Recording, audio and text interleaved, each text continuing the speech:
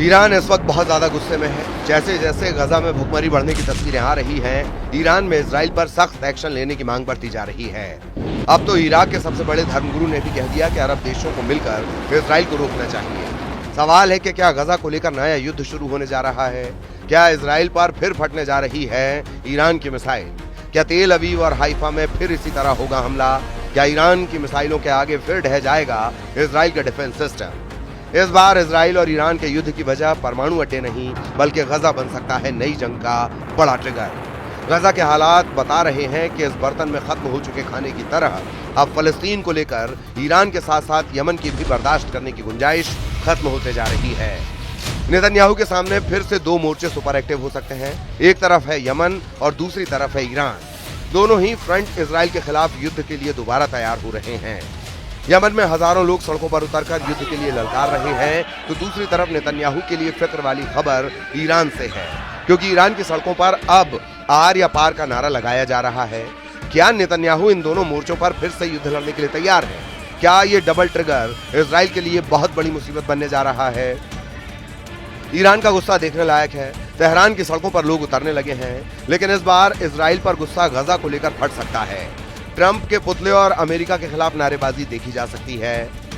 Iran में Israel और America का सिर्फ झंडा ही नहीं जलाया जा रहा, ये ईरान की मिसाइल वाली वो आग है जो जून के महीने में पूरी दुनिया देख चुकी है, जब ईरान ने तेल अवीव और हाइफा के साथ इजराइल में कई ठिकानों पर मिसाइल दागी थी, और ऐसे हर धमाकों की गूंज अमेरिका तक सुनाई दी।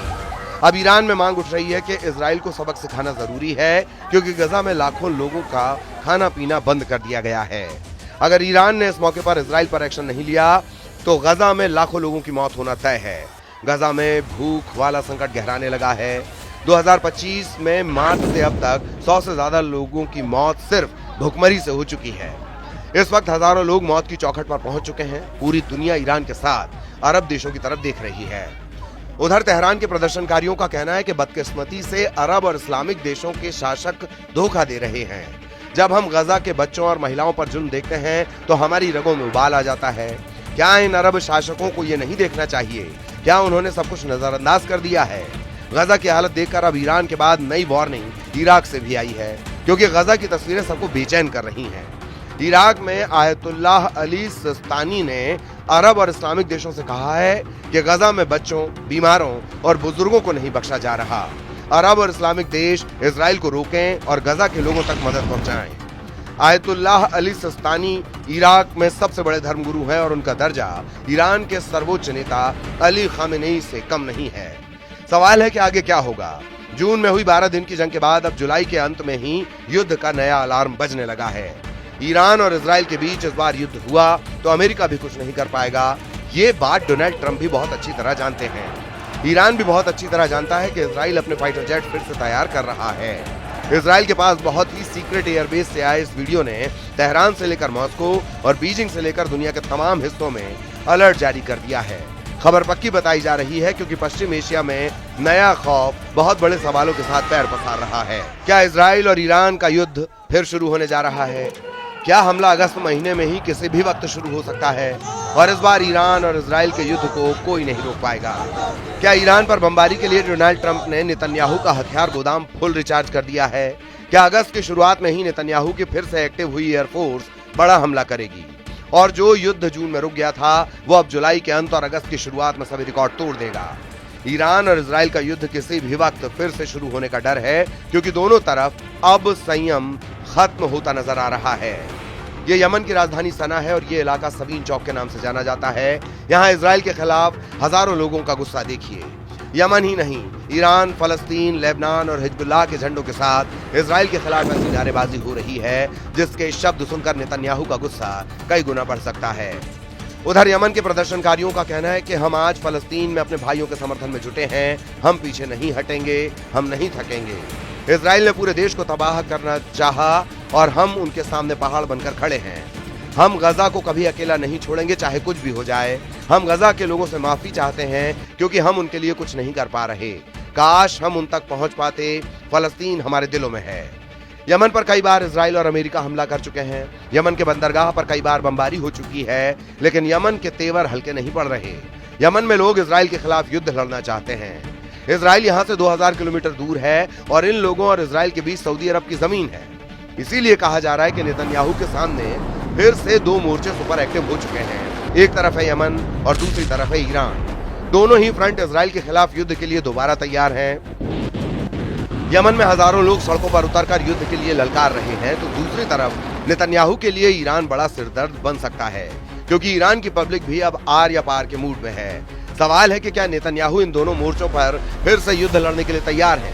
क्या ये डबल ट्रिगर इजराइल के लिए बहुत बड़ी मुसीबत बनने जा रहा है? 650 दिन के युद्ध के बीच गजा में मौत लगातार नाच रही है। खंडहरों और कंक्रीट की तहस नहस हो चुकी बस्ती में कब, कहां और कितना बड़ा बम गिरेगा, ये सिर्फ नेतन्याहू जानते हैं। गजा पर सैकड़ों किलो का बम जब गिरता है तो ऐसा धमाका होता है और फिर होता है हाहाकार।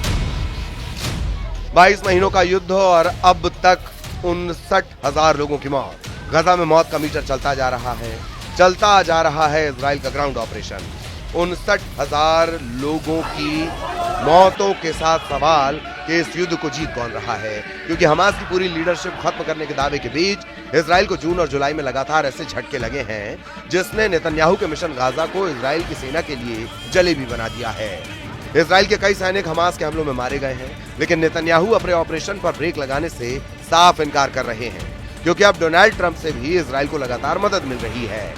इजराइल को अब अमेरिका से 7,000 बंकर बस्टर बम एक नए युद्ध की शुरुआत करने के लिए मिल सकते हैं। सीज फायर के बाद ही इजराइल की एयरफोर्स खुद को ऐसे बमों से लगातार लैस करती जा रही है। अमेरिका के 7,000 से ज्यादा बंकर बस्टर बम इजराइल को आसमान के रास्ते भी पहुंचाए जा रहे हैं। इनकी खेप समंदर के रास्ते यानी कार्गो शिप से भी सप्लाई की जा रही है। एक तरह से इजराइल और अमेरिका के बीच बम हाईवे एक्टिव है। इसके टारगेट पर ईरान है। ये डोनाल्ड ट्रंप का नेतन्याहू को बहुत बड़ा धमाकेदार तोहफा है। डर है कि इस तोहफे के पीछे ईरान से युद्ध का दूसरा राउंड लड़ने की तैयारी कर ली गई है। यही वजह है कि इजराइल की एयरफोर्स फिर से सुपर एक्टिव मोड में है। इजराइल के एयरबेस पर लगातार काम चल रहा है। यह है अमेरिका से सप्लाई किया गया MK-84 बंकर बस्टर बम। इसी बम से इजराइल ने अब तक गजा के कोने कोने को मिट्टी में मिलाया है और ईरान पर भी ऐसे ही बमों से हमले किए गए हैं। लेकिन जुलाई को लेकर ट्रंप और नेतन्याहू की जो तैयारी है वो एक लंबे युद्ध की तरफ इशारा कर रही है। 2000 पाउंड या फिर 900 किलो के इस बम की ताकत क्या है, आप धमाकों को देखकर समझ सकते हैं। जब ये बम गिरता है तो ऐसा धमाका होता है जो पूरी बिल्डिंग को गिरा देता है। ऐसी तस्वीरें पिछले 15 दिनों में गजा में भी देखी गईं और लेबनान की राजधानी बेरूत में भी देखी गईं। फरवरी में अमेरिका ने इजराइल को ऐसे 10,000 बम सप्लाई किए। अब जुलाई में ऐसे 7,000 और बम पहुंचाए जा रहे हैं। यानी गजा और बेरूत के बाद ईरान पर भी मेड इन अमेरिका वाला बारूद फिर से बरसाने की तैयारी हो चुकी है। गजा से लेकर बेरूत और तेहरान तक इजराइल एयरफोर्स के विमान और इन्हीं बमों ने सबसे बड़ी तबाही मचाई है। इजराइल का ऑपरेशन राइजिंग लॉयन इस बम के बिना कभी शुरू नहीं हो पाता। ये बात नेतन्याहू और उनकी फौज बहुत अच्छी तरह जानती है। इजराइल के पूर्व रक्षा मंत्री एविगडोर लिबरमैन भी कह चुके हैं कि ईरान इजराइल से बदला लेना चाहता है, इसलिए इजराइल को ईरान पर फिर से पहले हमला कर देना चाहिए। इसमें कोई शक नहीं है कि नेतन्याहू बहुत दबाव में है। लिबरमैन जिस तरह से ईरान को ललकार रहे हैं उससे लगता है कि नेतन्याहू को कोई फैसला लेना होगा, क्योंकि अब इजराइल के अंदर ईरान से फिर युद्ध करने का प्रेशर बढ़ने लगा है। लिबरमैन इजराइल में विपक्ष की पार्टी इजराइल बेतेनू के प्रमुख हैं। उनका कहना है कि ईरान को रोकने के लिए इजराइल के पास कोई और रास्ता नहीं है, इसीलिए ईरान के परमाणु और मिसाइल ठिकानों को पूरी तरह बर्बाद कर देना चाहिए, और ये भी कि वो खुद मोसाद से कहेंगे कि ईरान में सत्ता बदलने के लिए काम किया जाए। लिबरमैन दावा करते हैं कि अगर वो इजराइल के प्रधानमंत्री होते तो ईरान पर हमला कर देते और नेतन्याहू को भी इस वक्त ऐसा ही करना चाहिए। वैसे 13 जून को ईरान पर हमला करके नेतन्याहू ने यही करने की कोशिश की थी और वो अपने मिशन में पूरी तरह फेल साबित हुए। लेकिन लिबरमैन जिस तरह से नेतन्याहू को युद्ध के लिए उकसा रहे हैं उससे साफ है कि ईरान और इजराइल के बीच बहुत खतरनाक युद्ध का खतरा फिर से मंडराने लगा है।